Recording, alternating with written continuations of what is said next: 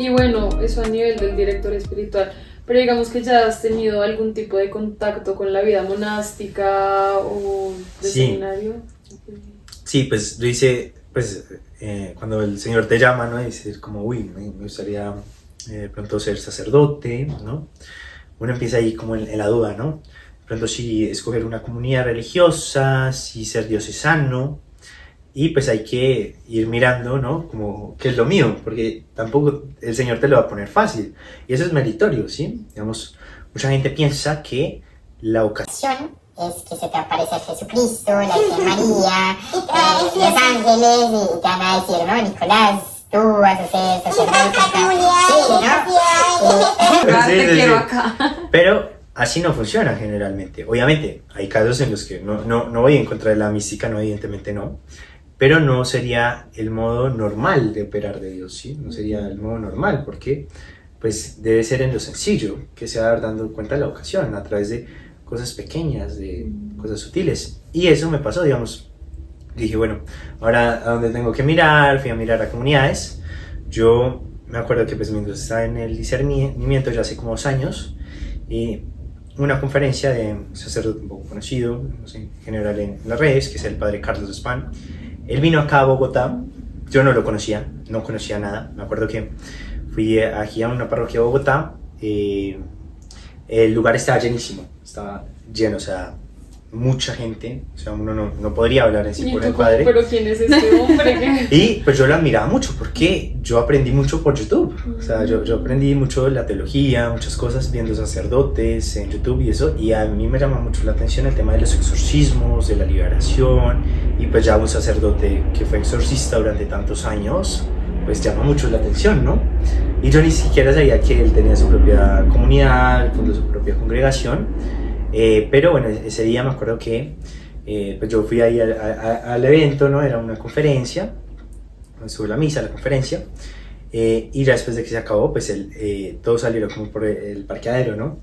Y yo me acuerdo que como que me metí entre la gente y ahí le pregunté, ¿sabes cómo puedo hablar con el padre? Pues o sea, toda la gente buscando al padre. Sí, claro, Era entre imposible, todas. ¿sí? Pero me acuerdo que yo terminé yendo como al parqueadero. Me dijeron, va a pasar por el parqueadero. Yo me metí al parqueadero de la parroquia y justo ahí estaba. Y ahí, pues bueno, me bendijo un crucifijo, me acuerdo. Y yo no sé por qué ahí le pregunté el tema de la vocación, porque yo decía, pues es una persona que admiro mucho y le quería preguntar sobre el tema de la vocación. Y ahí me dio el número de un hermano de la comunidad. Yo en algún momento, pues, o sea, me habían invitado a ir allá porque él está en México, que es la comunidad de ellos. Es de tipo monacal, más de tipo de una rama ¿Cómo muy se similar. llama la comunidad? Frisidim, digamos, es una congregación, son hermanos congregados al Triunfo del Inmaculado Corazón y la Divina Misericordia, ¿sí? Digamos que, pues, o sea, Wow. tienen un nombre largo, pero digamos, están consagrados específicamente, digamos, al Triunfo del Inmaculado Corazón, El ¿no? carisma es mariano, ¿sí?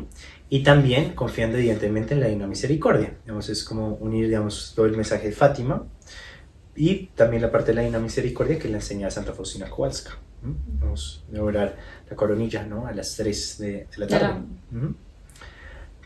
Y bueno, digamos que ahí conocí al padre, bueno, me envió la invitación y yo como al año siguiente más o menos fui que hice la experiencia. Digamos, vivía allá en el monasterio, yo pues nunca había viajado solo, incluso a otro país, no había hecho, ¿sabes? ¿Dónde Es llamativo. experiencia? Es decir, ir a viajar y decir, bueno, me voy a meter al monasterio. Y así fue, me invitaron a vivir un mes, o sea, no un retiro de 3 días, 4 días, ¿no? Un tiempo Sino larguito. un mes viviendo en un monasterio. Y claro, de pronto para una persona de ciudad y esto, a veces uno tiene a veces más ignorancia, pero a veces desafortunadamente dentro de la iglesia hay un desprecio por la vida del monacato, de los monjes, de las monjitas. Y es un grave error, o sea, ya cuando uno ve lo que es el monacato es una cosa espectacular. De pronto no era mi vocación, cuando yo fui allá, o sea, aprendí todo, ¿sí? O sea, ya digamos todo lo que enseña el padre Carlos, también todo lo que enseña el padre Héctor de Mater Fátima. Aunque no era mi vocación, o sea, no me sentí llamado propiamente a eso, sí aprendí algo importante, que es esa espiritualidad del monacato. grandes santos dentro de la iglesia, a pesar de no ser monjes en sí, han tomado bases de la experiencia monacal para desarrollar de pronto una vida activa. Por ejemplo, San Ignacio de Loyola, en los ejercicios espirituales, hay una toma muy fuerte del monacato, del silencio, de la contemplación, y así con muchos santos, ¿sí? Que de pronto viven una vida más activa, pero utilizan y se alimentaron de esa vida monacal. Entonces, cuando yo viví el monacato, pues es una cosa espectacular, pero yo diría que es el momento más desafiante en la fe de lo que he podido vivir. O sea, más que una peregrinación, más que hacer un rosario, más que una vigilia, hay un mayor desafío en el alma en el monacato. ¿Por qué?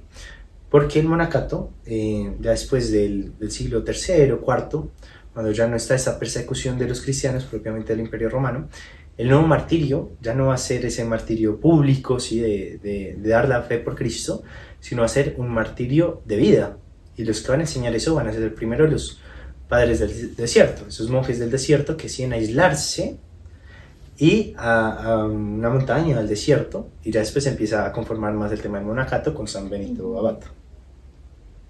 Ok, y si te diste cuenta que no era tu vocación, pero igual seguiste en contacto con el Padre Carlos. Sí, digamos que pues sigo trabajando en Mater Fátima, también en el tema de la difusión del contenido del Padre Carlos.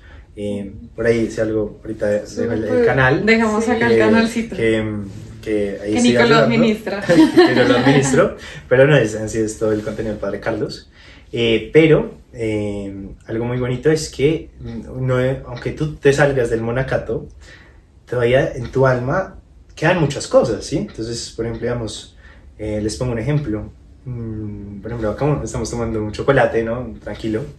Pero en el monacato todo hay una entrega, ¿no? Entonces, por ejemplo, digamos, uno está acostumbrado, por ejemplo, a solo tomar agua, la mayoría de veces, a no ser que sea una solemnidad, digamos, a no hacer lo que me apetezca, ¿no? Digamos, también es un juego que uno puede hacer en nuestra vida cotidiana, en no hacer todo lo que yo quiero, no satisfacer todos mis deseos, sino también ofrecerlos, ¿no? Entonces, por ejemplo, digamos, si yo quiero, o sea, una hamburguesa o una carne o lo que sea, yo digo, mejor me como algo más sencillo, ¿sí? Y así uno también se va a ir santificando. Y así la vida diaria, como esos pequeños sacrificios. Sí, de hecho la vida del monje es muy llamativa. ¿Por qué? Porque primero uno se despierta a una hora, digamos, bien temprano, más o menos 4:30 de la mañana, 5 de la mañana más o menos. Te arreglas, o sea, hay un silencio absoluto, ¿no?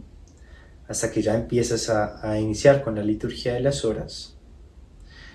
Y pues bueno, ahí va siguiendo cada paso del momento, ya después de que uno ya reza, ya se reza el rosario, digamos, allá con el Padre Carlos se enseña mucho, digamos, el rezo del rosario. Uno reza el rosario o sea, mínimo 2 rosarios al día. Pero si querías hacer más rosarios, pues lo que tú quieras, ¿no? Y sí pasa, digamos, uno ya se puede dedicar más a la oración, a la contemplación. Y, digamos, por ejemplo, digamos, uno después de rezar el rosario, desayuna, pero todo lo vas ofreciendo. Entonces, por ejemplo, en el desayuno, estamos, mientras como en la mitad del desayuno, se está leyendo un libro, ¿sí? Entonces, de algún santo, el que sea, el libro de algún santo. Entonces, cada uno iba pasando en silencio, o sea, después de comer, uno se levantaba, después pasaba otro y se iban tornando. Y uno iba leyendo la vida del santo mientras ibas comiendo, entonces ibas santificando tu vida, hasta el desayuno, ¿sí? Y bueno, ya después se quitaba el momento del silencio, ya uno hablaba, ya después de pronto las labores del monje, por ejemplo, no son fáciles, o sea pues parecen tranquilas, pero vamos, va dedicado a que esa labor te vaya enfocando, ¿no? en tu mente, en tu alma, en la oración, ¿sí? Entonces, por ejemplo, digamos, yo qué sé, en una granja, por ejemplo, darle de comer a una oveja, ¿sí me va a entender? Entonces, mientras tú estás haciendo eso, vas en tu mente y en tu espíritu, puedes estar en el cielo, literalmente, mientras estás haciendo esa actividad. Al igual que hacer cualquier otro tipo de labor, digamos, dentro de un monasterio, ¿sí? Y también va mucho el tema de la obediencia. A veces, desafortunadamente, en la iglesia se quita mucho el tema de la obediencia, ¿no? Entonces, porque yo soy laico, no debo de obedecer, hago lo que quiera, o yo tengo mi grupo y hago lo que yo quiera con mi grupo y me creo la autoridad, y así no funciona. la obediencia debe ser siempre y debe ser eterna. ¿Por qué? Porque eso es lo que nos une como iglesia. Digamos, por eso debe haber una obediencia al Papa, una obediencia a los obispos, una obediencia a los sacerdotes. Entonces, por eso cuando yo voy a una parroquia, por ejemplo, siempre me gusta saludar al párroco, ¿sí? Pues tener esa autoridad, porque eso es lo que nos va a unir como iglesia. Por eso es iglesia católica, que es una palabra griega que significa universal de la iglesia. Por eso la gravedad de desobedecer al Papa, siendo la cabeza de la iglesia. O Pero también la desobediencia por interpretación, que pasa mucho, que dicen, soy católico, pero hago prácticas que realmente no van acorde a la doctrina de la iglesia. Y eso yo creo que es un error que también tenemos más que todos los laicos. Sí. Y al final es soberbia, ¿no? De pensar que yo sé más y que yo tengo la razón y Claro. los otros no. No, y pasa mucho, por ejemplo, en los grupos laicales, pero también en las comunidades religiosas, que van a decir, no, esto es lo importante, ¿no? Yo hago esto, este es mi grupo. Bueno, tuvimos empezó. ahí un pequeño corte, pero continuando, yo creo que todas las experiencias que quizás se ven muy de la vida monástica, incluso se podrían aplicar a nosotros y nos ayudan con la santidad, esto de sacrificar, de ser un poco más ascéticos, abstenernos de algunos gustos, también incluir la oración en todo el día, porque uno a veces solo es como, en la mañana y en la noche. Y era lo que en algún punto hablábamos en uno de los programas, que hablábamos de San José María, y como él decía, de que nuestro trabajo también se puede encomendar a Dios, digamos desde el punto de vista un poco laico, para que lo vayan relacionando también con su vocación a la que se sienten llamados, ¿no? Sí. Bueno, yo digo que el monacato no solo es ya propiamente vivir el monacato, sino que también en una comunidad religiosa, sino también vivirlo internamente, ¿no? Sí, digamos que así una persona, digamos, pueda tener todas las comunidades y eso, si vive de una manera austera y lo ofrece, pues está viendo un monacato interno, ¿sí? Y eso es lo que pasa en tu alma. Cuando tú tienes una experiencia religiosa, sea donde sea en una comunidad misionera, sea atendiendo enfermos, vas a alimentarte también de esa espiritualidad. Entonces, por eso todas las espiritualidades dentro de la iglesia son importantes. Pero el monacato tiene algo especial y particular, y es que ha sido en las grandes espiritualidades que ha mantenido la fe católica. O sea, a veces son de los que han preservado la mayoría de los textos que están en la Biblia, los que han conservado todo el tema de la tradición, que han tratado de seguir, digamos, con mayor rigurosidad, por ejemplo, el tema del Evangelio, de vivir conforme tal cual el Evangelio. Entonces tiene toda una riqueza, y eso es algo importante que a veces desafortunadamente pues en la iglesia se deja a un lado, ¿no? Y se busca como más una novedad en la iglesia. Pero la iglesia no es que salga Iglesia 2, no. La iglesia se debe devolver, pero es volver a ese principio cristiano, no juntarlo con otro tipo de cosas fuera de la iglesia. Y más ahora que se está viendo todo esto de la nueva era, digamos, muchas prácticas que sobre todo entre los jóvenes están surgiendo, que digamos que no van acorde al camino de la iglesia, y la importancia también de que cada uno busque informarse de qué está bien, qué no está bien, y porque de pronto la iglesia no lo recomienda, ¿cierto? ¿Por qué Claro. no? Sí, bueno, de hecho, yo que hice también el curso de homología con el padre Carlos, pues también con el padre Héctor específicamente, él hacía muchas oraciones en latín, ya más de liberación, ya más en torno a ese tema exorcístico. Es muy impactante ver cómo mucha gente que se acerca, que piensa que es como un juego, ¿no? El tema de la adivinación, de la nueva era, del ojo turco, de tantas cosas, ¿sí? Digamos, pues, incluso tener un Buda, etcétera, va a tener toda una connotación dentro del espíritu. Y en muchos casos, o sea, y no es, o sea, por alarmar tampoco, pero puede que haber una influencia demoníaca también. Cuando uno abre ese tipo de puertas, estás permitiendo a que el demonio, así muchos lo ven como algo fantasioso o como una idea del mal. No, la iglesia determina al demonio como persona, como ángel espiritual, como un ser espiritual. Pero cuando uno, digamos, va a ir en contra, digamos, de Dios, y usa la adivinación, todo el tema esotérico, pues va a llevar a que pues uno le va a abrir puertas al demonio, ¿no? Entonces hay que tener pues mucha Cuidado, precaución. porque hay ¿sí? puertas Los que- también, ¿no? Hay puertas que se tienen que dejar quietas, ¿no? Hay puertas que no, A veces no se deberían abrir. creo que las personas ven la Iglesia Católica como un ente que tiene Prohíbe. muchísimas reglas y muchísimas normas, porque sí, porque no, y tienes que hacer esto, pero eso tiene una razón de ser y todo termina siendo para el bien de uno mismo, al fin y al cabo. Dios lo que busca es tu bien. Claro, de hecho, ahí me acuerdo que hace poquito estamos hablando de la oración, ¿no? De la importancia de la oración, ¿no? De lo que te va a ayudar, digamos, a salir, digamos, de todo este tema del esoterismo, de la alienación. Gran parte va a ser la oración, ¿no? Digamos, las tres claves, o sea, digamos, una lucha diaria siempre va a ser, o sea, para estar bien espiritualmente, pues la misa, el rosario, las obras de caridad, y seguir alimentando tu fe, pero en especial entre la misa y el rosario diario. Yo hablaba mucho, San Luis María Griñón de Montfort, el tema de que los apóstoles de los últimos tiempos siempre iban a tener el rosario y el crucifijo. Bueno, yo acá tengo un crucifijo, pero acá también siempre trato de llevar el rosario a todo lado, porque así yo no tenga, así no lo esté rezando, el rosario tiene un impacto. Así yo todavía no estoy diciendo las Ave Marías, el demonio sabe lo que significa el rosario, incluso más que los propios católicos. Generalmente los católicos solo lo llevan por llevarlo, pero si supieran lo importante que es el rosario, ahí cambia la cosa, ¿sí? Entonces, lo muy bonito es ver la forma del rosario, un tipo de cordón umbilical que tienen los niños, ¿sí? O sea, es un proceso de gestación. Pasa lo mismo con la fe, solo que a diferencia, no se debe de cortar el rosario.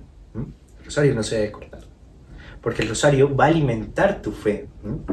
Obviamente por la intercesión de Cristo, o sea, de María, para Cristo, ¿sí? Digamos, todo lo que va a ser mariano va a ser al final de cuentas cristocéntrico, porque a veces mucha gente va a pensar que la Virgen María no sirve, y a veces no piensan y no son conscientes de que la persona que más conoció a Cristo en la tierra, digamos, en su etapa, ¿no? De los 33 años de Jesucristo, fue María.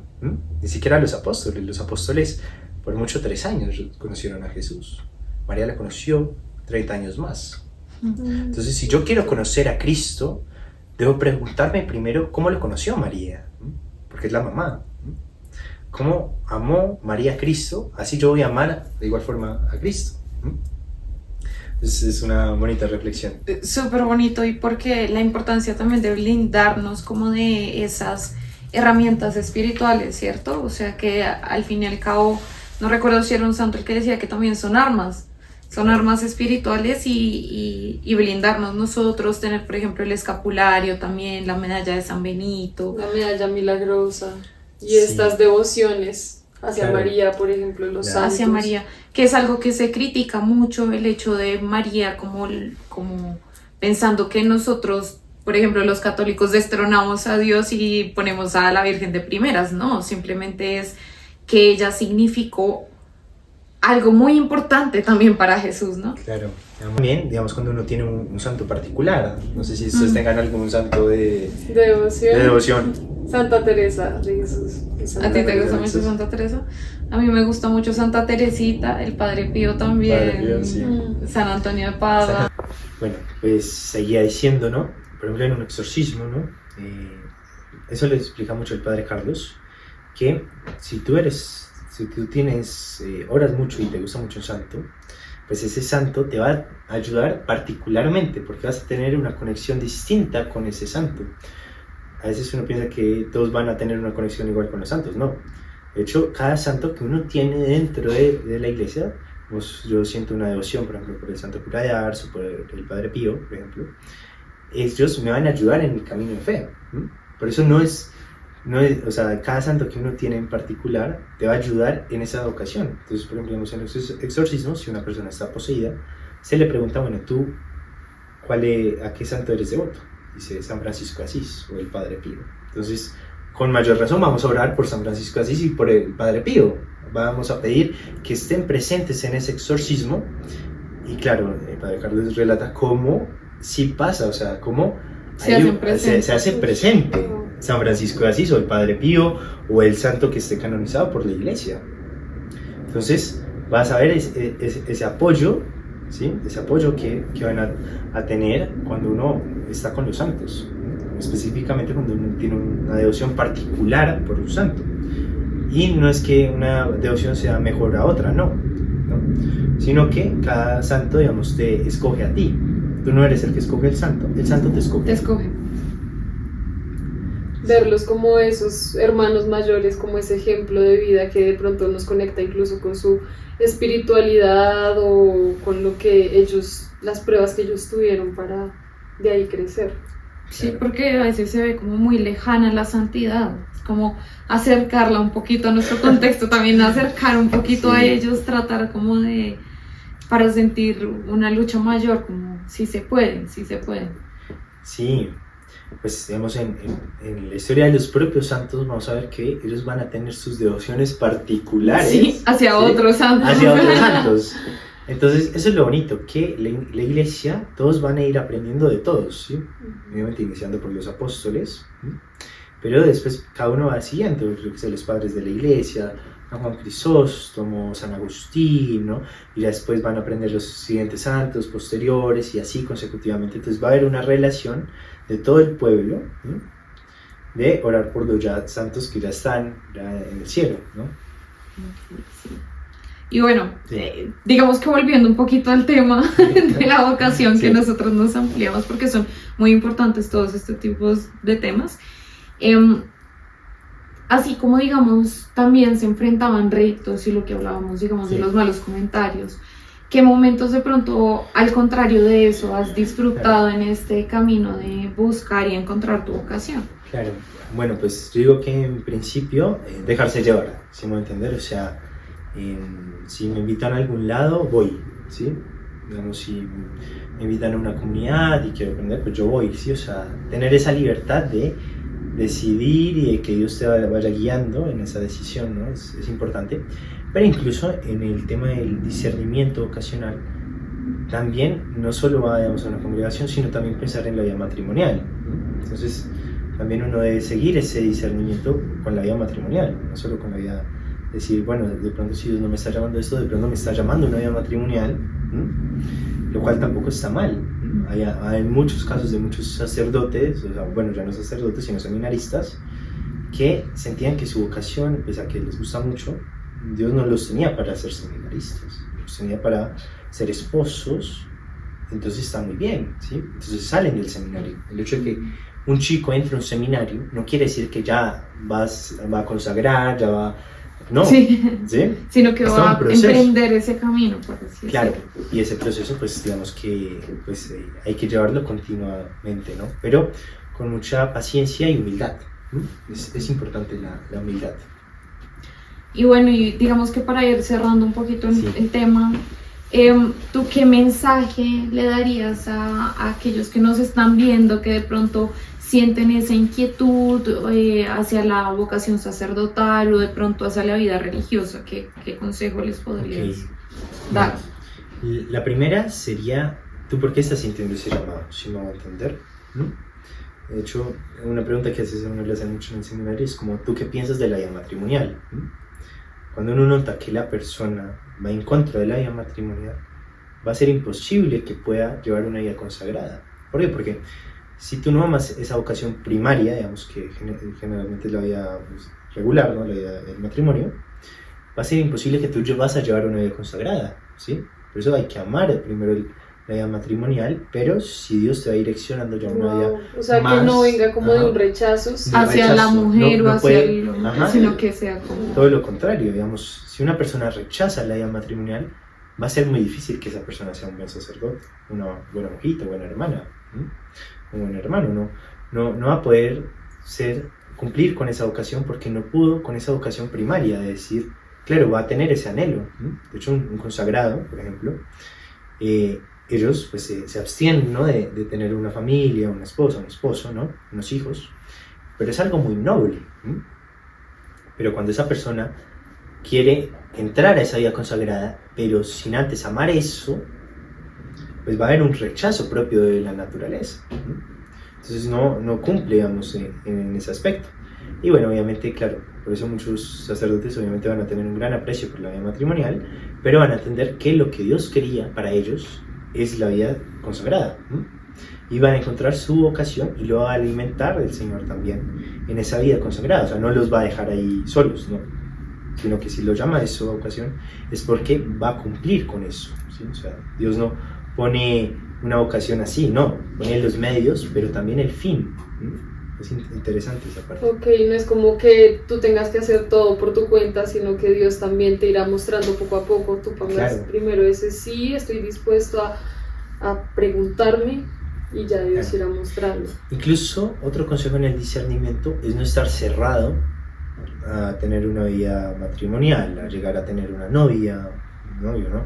¿Por qué? Porque también cuando uno cierra ya esa posibilidad y ya se mentaliza, bueno, yo ya voy a ser sacerdote y todavía no te han aceptado a ningún lado, entonces hay que tener mucho cuidado, ¿sí? De pronto si yo estoy rechazando porque no quiero, o en verdad es porque el Señor me lo está pidiendo, porque si el Señor te lo pide pues está perfecto, pero si no, hay que hacer un discernimiento de espíritu, de cuáles son tus inclinaciones para llegar a un seminario, porque no es sorpresa dentro de la iglesia que no todos los que entran a un seminario, no todos los que entran a una comunidad religiosa lo van a hacer en busca de una santidad, muchos no lo van a hacer.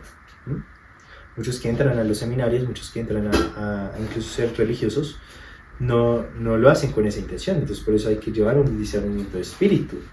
Es como dejar que también Dios actúe y vaya hablando, es un proceso en escuchar la voz de Dios, ¿cierto? Sí. Y en ese proceso uno tiene que ser flexible a que de pronto Dios te diga, no es por acá, o a través de las personas. Sí, también es importante escuchar a las personas, o sea, no todas, ¿no? Estamos hablando de los comentarios, pero también las personas que están como van mucho a la parroquia. A veces puede ser reiterativo que esas personas que te van diciendo, oye, yo te veo en esta ocasión, o incluso sea matrimonial, está perfecto. Uno debe ir haciendo caso, ¿no? Como a esos buenos consejos, ¿sí? Y más cuando empiezan a ser reiterativos, o sea, no solo es esta persona que conozco, sino otra persona de otro lado que también me dijo lo mismo. Entonces, un momento, como que Dios se vale del ordinario para cumplir algo divino. Eso es lo bonito, ¿no? Que Dios va a utilizar cosas, digamos, si se puede decir, ordinarias o comunes para divinizarlo, como por ejemplo el vino y el pan, convertir el agua en vino. Pero entonces saber también a quién escuchar. Claro. De quién está viniendo ese comentario. Si está viniendo de tu amigo el farrero, pues ok, pero si está viniendo de una persona que lleva un camino en Dios, de pronto sí saber escuchar, pero al fin y al cabo la vocación y lo que te va a decir Dios también lo vas a sentir en el corazón, claro. ¿Cierto? Sí, total. Es eso, ¿no? De tener una confianza, pero también, digamos, ir encaminándose a ese camino, que a uno lo vaya llamando. Puede ser, digamos, en mi caso, pues yo todavía sigo haciendo el proceso de discernimiento, puede ser que en un momento me llame la vida matrimonial, no hay problema, pero también la vida consagrada y tampoco sería un problema, ¿sí? Siempre y cuando esté abierto a escuchar qué es lo que Dios me está planteando, qué es lo que me está diciendo, cuál es su voluntad. Okay. Por eso uno puede estar tranquilo, ¿sí? Sí, tranquilo en Dios, confiando en el proceso de Dios. Sí. Bueno, nosotros ya nos acabamos la tacita de chocolate. Sí. Y creo que se han dicho cosas muy interesantes, muy valiosas, que esperamos que a todos les haya servido allá en casa. Te agradecemos mucho, Nico, pues por haber venido, por estar aquí presente, por compartir, digamos, este mensaje de evangelización con todos ustedes que nos están escuchando. Les agradecemos a ustedes todo el apoyo que también nos están dando. Los invitamos a que se suscriban. Espero que si estás sintiendo de pronto ese llamado de Dios, te muevas así como Nico, que no se queden en esa duda, sino ver cómo se puede seguir alimentando. Y bueno, cuéntanos también tus experiencias de pronto descubriendo tu vocación, este discernimiento. Próximamente seguiremos hablando de otro tipo de vocaciones con más invitados. Y los volvemos a esperar en una taza de... Espero que estén bien.